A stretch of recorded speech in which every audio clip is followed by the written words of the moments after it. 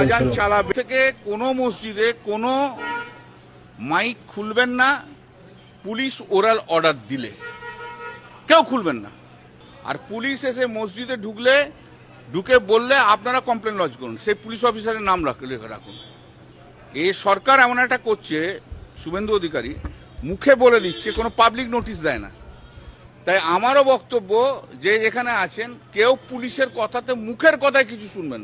যেমন আজান চলছিল সেমনি আজান চালাবেন, যা যা নোটিফিকেশন অনুযায়ী, আইন অনুযায়ী যে ডেসিবেল আছে সেই ডেসিবেল অনুযায়ী আপনারা আজান করবেন। কিন্তু ওরালি কেউ বললো, কে থানার বড়বাবু বললো, কি ছোটবাবু বললো, বা পুলিশ এলো বললো বন্ধ করে দিন, কেউ বন্ধ করবেন না। যদি বন্ধ করতে হয় তাহলে বলবেন লিখিত অর্ডার দিন, তারপর হবে। যদি সিজ করতে আসে বলবেন লিখিত অর্ডার দিন, তারপর হবে। আর যেখানে যত মসজিদ আছে সেখানে পুলিশ গেলেই আপনারা একটা করে রিটিন কমপ্লেন করবেন, তারপর আসবেন।